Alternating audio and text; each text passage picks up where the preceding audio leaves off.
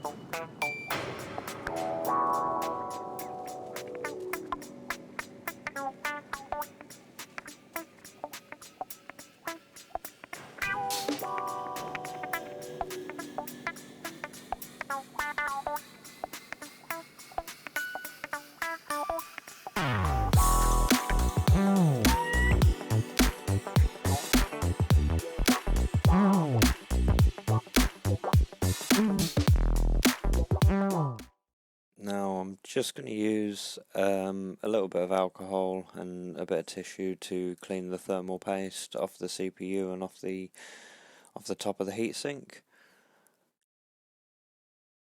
I'm just going to use a cotton bud as well, just to sort of thoroughly get all the remaining bits of the old dry CPU paste, sorry.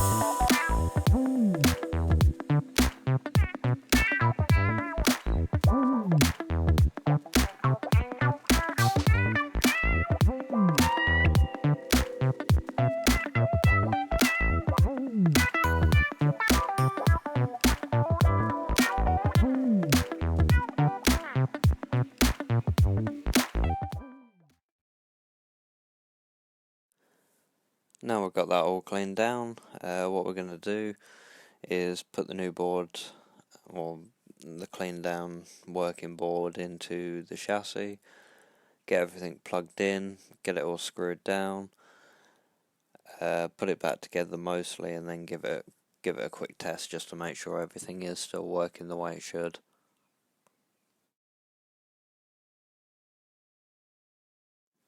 Okay, so just going to take the old board out, get it unplugged, get everything unscrewed, and take out the old bits, the sticks of RAM, and we're just going to transfer it to our new board.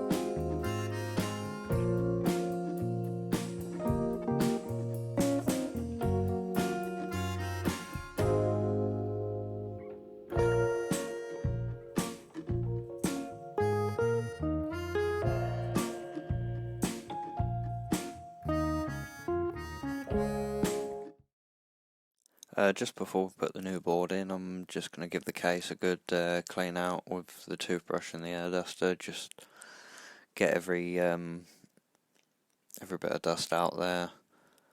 I don't want this thing overheating, and as you can tell from its layout, it's got pretty poor ventilation. The grill for the fan, and the fan sort of sits way too far away, about halfway on the board, which, yeah, to keep it cool, especially if you're putting it under heavy load, it can be quite difficult on this machine. But hey, we'll get it cleaned out and she should be good to go.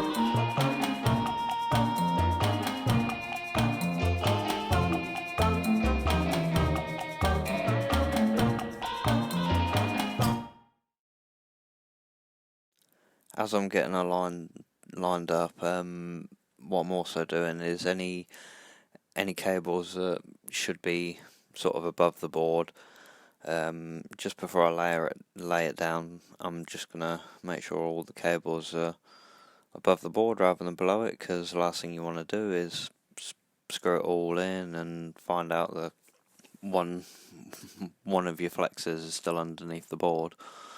That, and you can also cause damage if you're not careful, so just make sure they're all sitting above the board, all the ones that should, and then we can start putting the screws back in.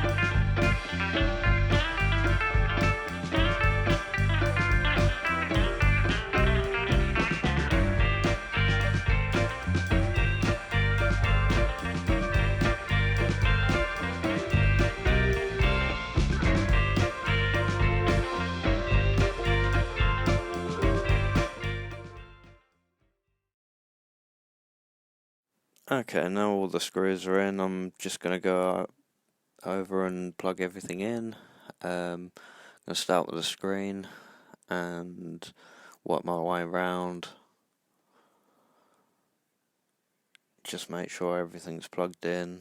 The Wi-Fi card is, speaker is, what speakers are, should I say, and the hard drive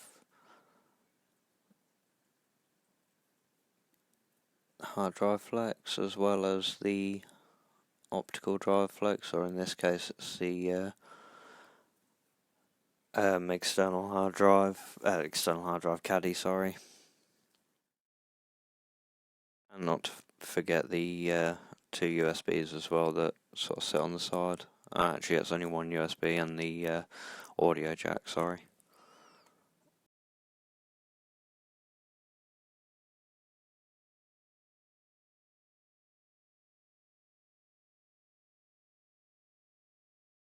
Once all those are plugged in, what we're going to do is grab the keyboard, the one that we did the swap on, so nice fully working keyboard.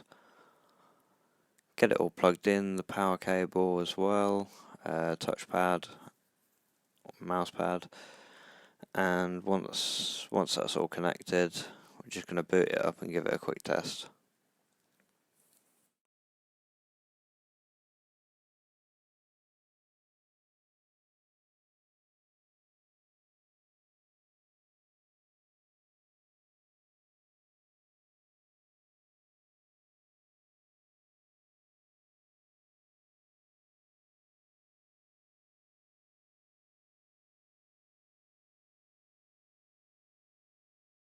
Okay, you can't really properly see the screen, so